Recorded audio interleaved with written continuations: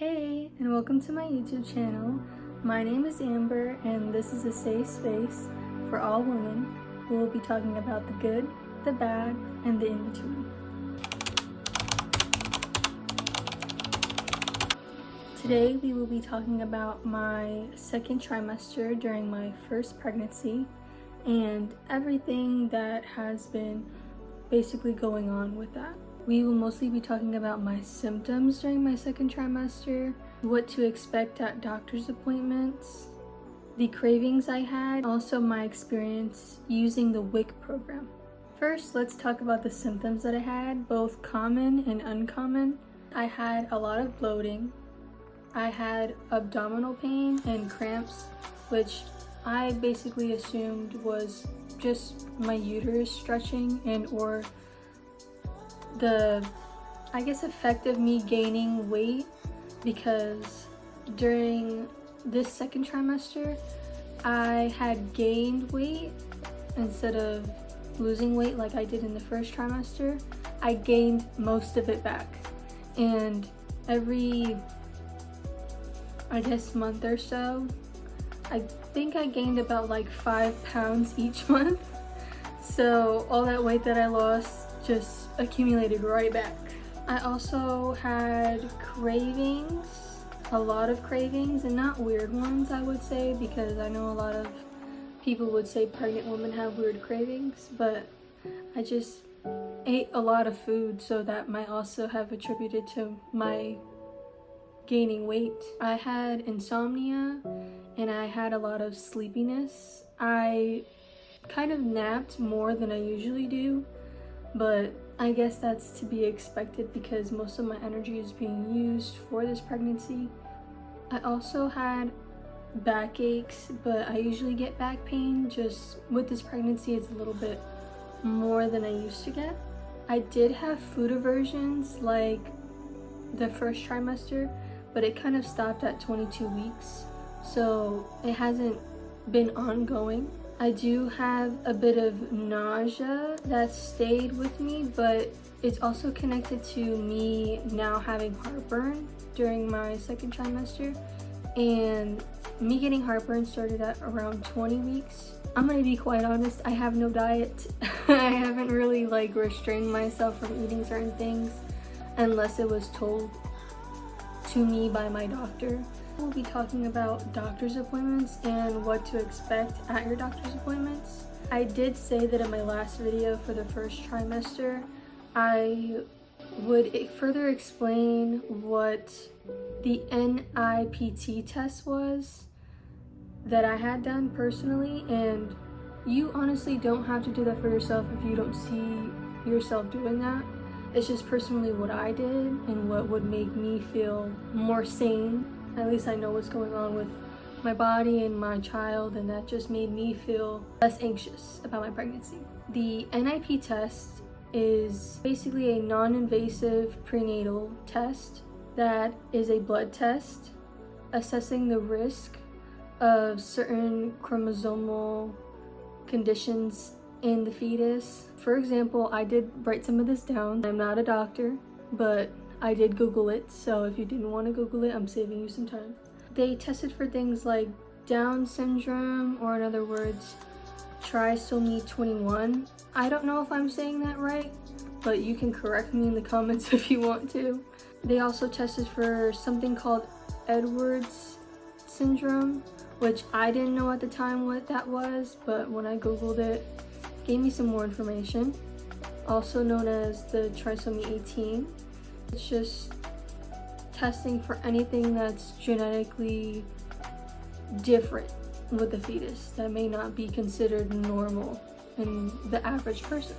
As far as my 16-week doctor's appointment, which was my 4-month doctor's appointment, I did not get an ultrasound. I usually don't get ultrasounds every month.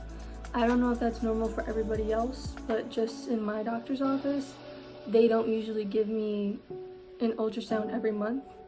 They definitely do check to see if the baby has a heartbeat, especially during the second and third trimester. If they don't do an ultrasound, I think that's pretty easing for my anxiety, just to make sure that On the Doppler, they make sure that her heart is still beating because my child is a girl.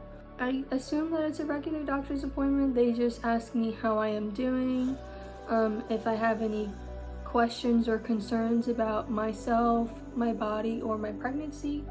And I feel like that also eases my anxiety as well.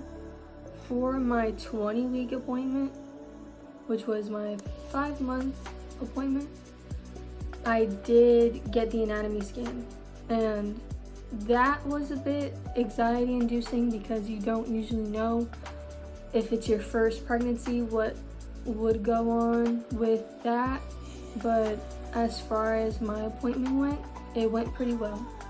It's usually about, I would say, 45 minutes to an hour, depending on what they see in the anatomy scan. In the beginning, I wasn't really concerned when going into it, but while I was getting it done, the tech was kind of going over her heart a bit too long, and I was like, is everything okay? Like, should I be concerned or what's going on? But everything was fine. I was just having anxiety, you know, as myself usually does. Everything in the anatomy scan was great. We went over it afterwards with the actual OB that I had and not the tech, because in my office the tech doesn't usually go over it with you. Usually they just take the pictures for the doctor to see and then you go over it. They did confirm that it was a girl that I was having during that appointment. The NIP test that I took, yes, it was a genetics test, but it did tell me what the gender of the baby was. So when you do the anatomy scan, and if you don't do the NIPT test, it usually tells you what the gender of your baby is. So I was happy to confirm that she was definitely a girl. During my 24-week appointment, I believe was my 6-month appointment, was very similar to my 4-month appointment, where they don't usually do the ultrasound because we did it for the 5-month appointment. So like I said, they used the Doppler and they made sure I was okay. They made sure that I didn't have any concerns or questions about my body, or if I did, we talked about it. Everything was okay with the baby. I think for the 6-month scan, if I'm not mistaken, I was able to record her heartbeat via voice recording, because in my office we're not allowed to take pictures of the ultrasounds. We're not allowed to take pictures or videos of the appointments themselves. I think it's due to malpractice laws or whatever you want to call it. I hope I said that correctly. During that appointment, I was able to do it, and I was so happy because I got to record her heartbeat, because I don't have my own Doppler at home. So it was nice to have that for myself. As far as the cravings and things that I ate during the 2nd trimester, for the things that I did really crave and really want were things like sushi, which I could not have, and I'm a sushi girl, okay, I will not lie. I was so enticed to get sushi, and I was so mad that that was one of the things that I could not have, that my boyfriend, which is the father of my child, he took me to one of these places that just opened up in my state, around my city and or town, that is like it's like a sushi place, but it's also like a hibachi place.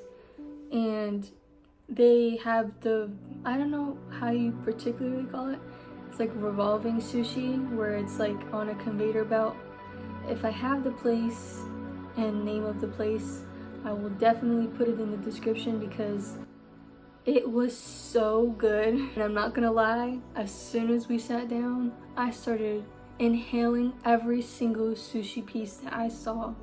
Like, it was definitely a great experience for me, because it was more so like a buffet type style place. I just kept grabbing and eating all the sushi, and then got plates of hibachi. Like, I ate more than him, okay?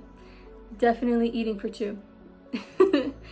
As far as other things that I'm craving, it's more so like churros. I've been dying for churros, because of the cinnamon and the sweetness. I just been gravitating more towards things that have cinnamon in them, like French toast or cinnamon toast crunch, just things like that that are like sweet but have cinnamon in them.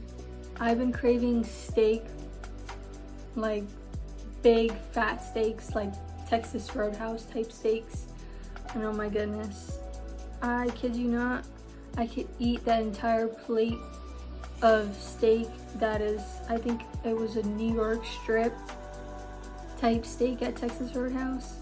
I don't know how big it was, but I finished the whole plate by myself, and I usually don't do that, especially before my pregnancy. But now, I did not care, okay? If you take me to Texas Roadhouse, we will not be leaving with a box. And I might take a little bit long to eat, because I am a slow eater personally myself. Best believe the entire plate will be gone. I have been craving a lot of sour candy, like the pack of green Skittles. Love, absolutely my favorite.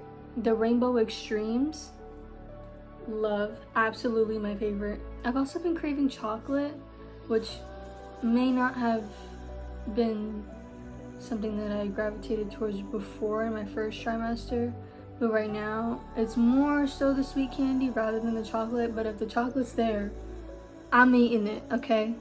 I also have been craving shrimp, but I have not been eating uncooked shrimp, okay? I try not to, other than the one time that I had the sushi, the buffet sushi.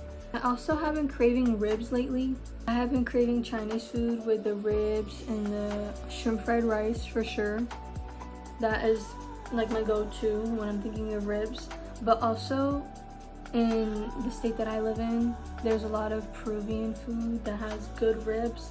I am Puerto Rican and Peruvian myself, so when I say good ribs, I mean they're good, and that I will eat the entire plate of ribs and you will see nothing left. That is how I've been this entire pregnancy. You will see nothing left on my plate, okay?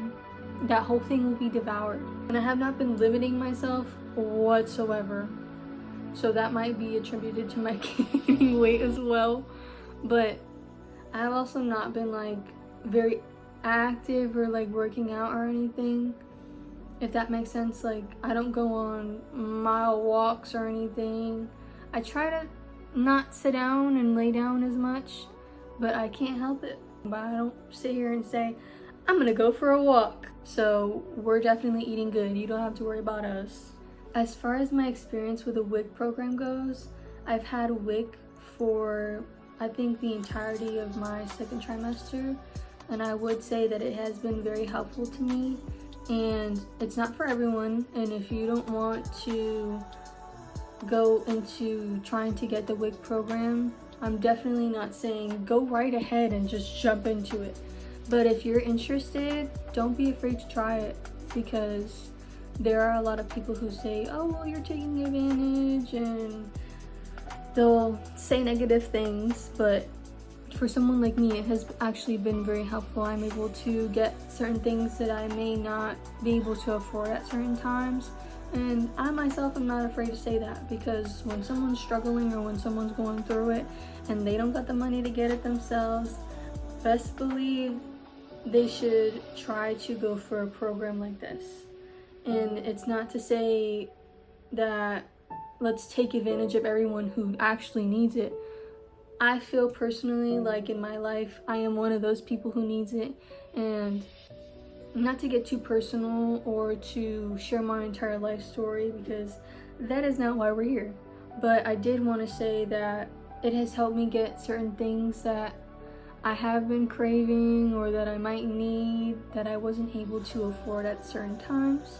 So it definitely has been a great help, especially with the advice that they've been giving me towards not only my pregnancy, but things to get for my pregnancy. I don't know if you follow me on Instagram or on TikTok, but I have shared some things that they gave me as far as like advice. I don't know what they're called, but they gave me a few paperwork type things that actually give you advice on feeding through breastfeeding or through pumping. They also gave me advice for what is normal when it comes to how your baby digests food, especially when it comes to changing their diaper during like the first month or the second month. Like, it has been very helpful because it has opened my eyes to things that I didn't know that I should know. I'm not saying that from your first pregnancy right out the gate everybody who is pregnant should know everything about pregnancy. That's why they're so helpful, is because they've kind of taught me things that I didn't think I needed to know along the way, but was actually very helpful.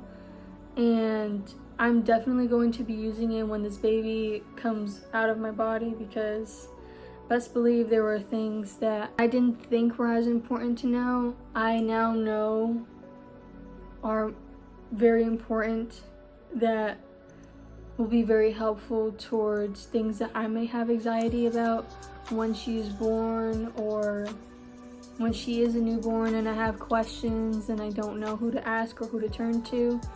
WIC has definitely helped me with that. Hopefully I can remain in the program even after she's born, and I will let you guys know, if you're interested, what happens with me and the program continuously, even for the next video that I have for the 3rd trimester, and what happens when my baby is born and she is a newborn with the program. I hope you guys enjoyed this video. Please leave a like and subscribe if you want to see more content from me. If you have any questions or concerns, or are willing to share your story about anything that happened during your pregnancy, I would love to hear it. I would love to seek advice from other people who not only are first-time moms like me, or who have been pregnant before and just want to spread their knowledge to not only me but to other moms as well. This is a community that I want to start and that I want people to engage in and seek help from each other and take advice from each other.